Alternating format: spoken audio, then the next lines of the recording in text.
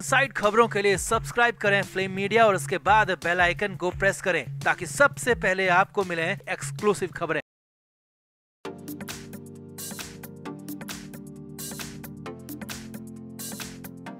तो बॉलीवुड से इस वक्त की बड़ी खबर आ रही है। एक्ट्रेस रकुल प्रीत सिंह पर तो ईडी का शिकंजा कसा ही है, साथ ही साथ एक्ट्रेस रिया चक्रवर्ती भी इस केस में बुरी तरह उलझती दिख रही हैं, क्योंकि मुंबई एनसीबी ने 2.5 साल पुराने ड्रग केस की फाइल को ईडी को सुपुर्द कर दिया है, जिसके बाद रकुल प्रीत सिंह के साथ ही साथ रिया चक्रवर्ती का भांडा भी फूटने वाला है। जी हाँ, वो ही रिया चक्रवर्ती जो कि सुशांत सिंह राजपूत की मौत के बाद मुंबई एनसीबी के हत्थे चढ़ी थी और 1 महीना जेल में भी रही थी।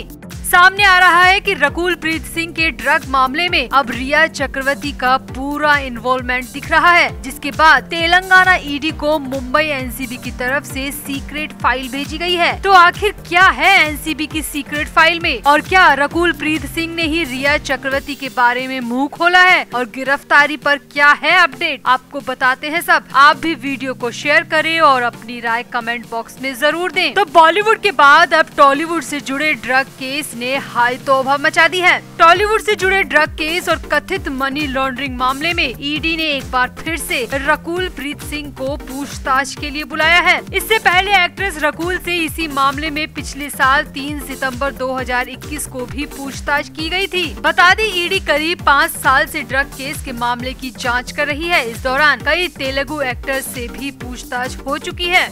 यहाँ पर आपको बता दें कि ये ड्रग्स केस से जुड़ा मामला साल 2017 में उस वक्त चर्चा में आया था, जब कस्टम ऑफिशियल ने म्यूजिशियन कैल्विन और 2 अन्य लोगों से 30 लाख रुपए की ड्रग्स को जब्त किया था। साथ ही साथ यहाँ पर ये भी बता दें कि इसी मामले में एक्टर रवि तेजा, चार्मी कौर, नवदीप मुमैद खान, तनीश, नंदू, तरुण और बाहुबली फेम राणा दुग्गुपति जैसे टॉलीवुड सेलिब्रिटीज को भी ईडी की तरफ से समन भेजा जा चुका है और इन सब से पूछताछ हो चुकी है और एक बार फिर से पूछताछ के लिए बुलाया है।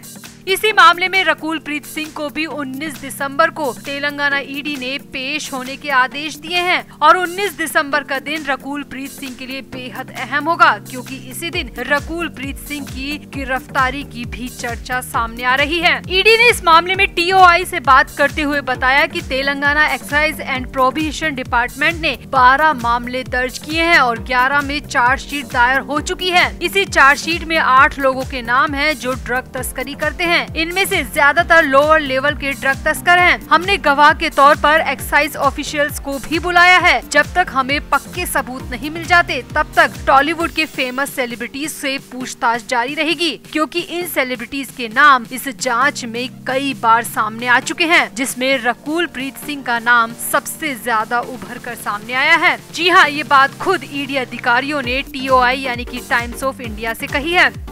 यहाँ आपको ये भी याद दिला दे कि जिस समय सुशांत सिंह राजपूत के मौत केस की जांच चल रही थी, इस मामले में ड्रग केस को लेकर पूछताछ हो रही थी, तब तमाम बॉलीवुड हस्तियों में रकुल प्रीत सिंह का नाम भी सामने आया था और उनसे पूछताछ भी मुंबई के एनसीबी दफ्तर में हुई थी। प्राइम सस्पेक्टेड रिया चक्रवर्ती ने ही एनसीबी के सामने एक्ट्रेस रकुल प्रीत सिंह का नाम लिया था और रकुल को पूछताछ के लिए मुंबई एनसीबी आना पड़ा था। हालांकि रकुल पर तब तो कोई कार्रवाई नहीं हुई, मगर अब रकुल प्रीत सिंह बुरी तरह फंसती दिख रही हैं। और सबसे बड़ी बात ये है कि तेलंगाना ईडी ने रकुल प्रीत सिंह वाले मामले में मुंबई एनसीबी से भी संपर्क किया है। जी हाँ, ये बहुत बड़ी खबर निकल कर आ रही है। ईडी ने मुंबई एनसीबी से कांटेक्ट किया है और 2.5 साल पहले हुई पूछताछ की फाइल मांगी है। खबरों की माने तो ईडी ने एनसीबी से रकुल प्रीत सिंह के लिए रिया चक्रवर्ती के उस बयान की कॉपी भी मांगी है, जिसमें रिया ने रकुल का नाम लिया था। और साउथ मीडिया से आ रही खबरों की माने तो तेलंगाना ईडी अपने केस को मजबूत बनाने के लिए रिया चक्रवर्ती को भी समन जारी कर सकती है और पूछताछ के लिए बुला सकती है, क्योंकि रिया चक्रवर्ती रकुल प्रीत सिंह का नाम ड्रग केस में एक बार ले चुकी है। इसीलिए तेलंगाना ईडी की कोशिश होगी कि रिया चक्रवर्ती कोर्ट में रकुल प्रीत सिंह के खिलाफ गवाही दे, ताकि ईडी 5 साल पुराने मामले में रकुल को गिरफ्तार कर सके और 19 दिसंबर का दिन रकुल प्रीत सिंह के लिए बहुत बड़ा साबित होने वाला है। तो खबरों की माने तो मुंबई एनसीबी की तरफ से तेलंगाना ईडी को दोनों ही मामलों की फाइल भिजवा दी गई है। वहीं पर दोनों एक्ट्रेस के वर्क फ्रंट की बात करें तो रकुल प्रीत की अगली फिल्म छतरी वाली है। इस फिल्म में रकुल कॉन्डम टेस्टर के किरदार में नजर आएंगी, जिसका काम इसकी क्वालिटी को चेक करना होगा। इसके अलावा रकुल प्रीत सिंह अर्जुन कपूर और भूमि पेडनेकर के लीड रोल वाली फिल्म में भी नजर आएंगी, जिसका नाम अभी तय नहीं हुआ है। वहीं रिया चक्रवर्ती की बात करें तो रिया के हाथ में पिछले 2.5 साल से कोई फिल्म नहीं है। वो आखिरी बार आनंद पंडित की फिल्म चेहरे में दिखी थी, जिसमें उनका रोल सिर्फ कुछ मिनटों का ही था।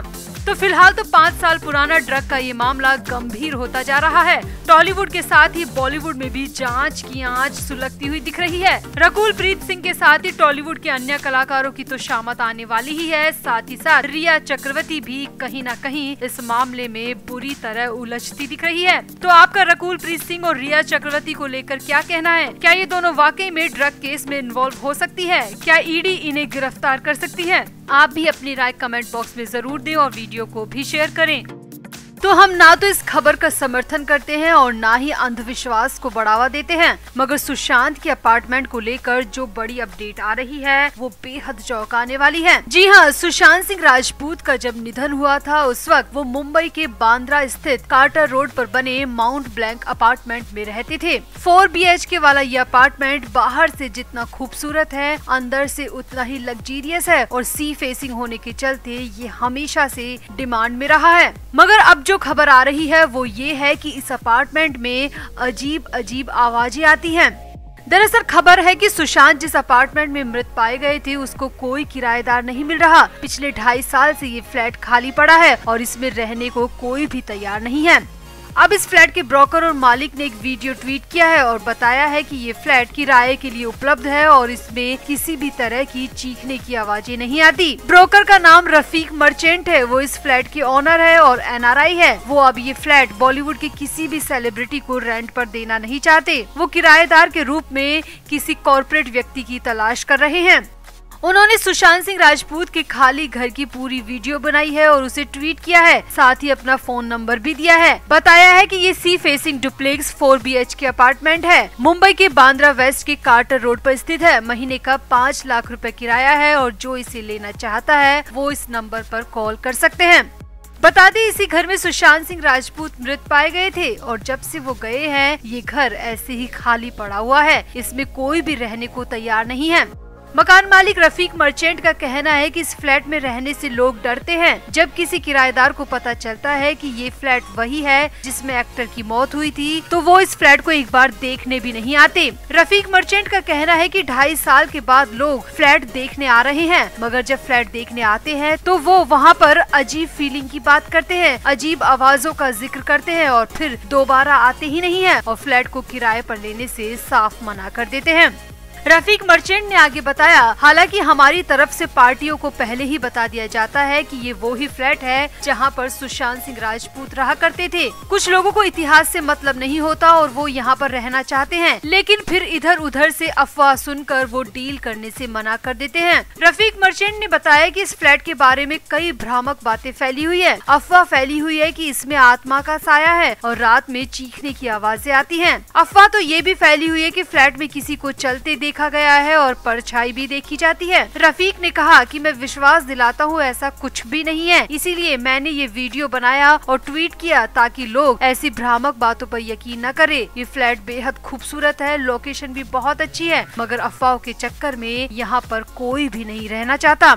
रफीक की माने तो पिछले 2.5 साल से उनका फ्लैट खाली पड़ा है, जिससे उनको अब तक 1 करोड़ रुपए का नुकसान हो गया है। रफीक का कहना है कि हम ग्राहक को पूरा यकीन दिलाते हैं कि फ्लैट में ऐसा कुछ भी नहीं है, किसी भी तरह का साया नहीं है, ये सब बेकार बातें हैं, मगर फिर भी कोई भी यहाँ पर रहने को तैयार नहीं होता।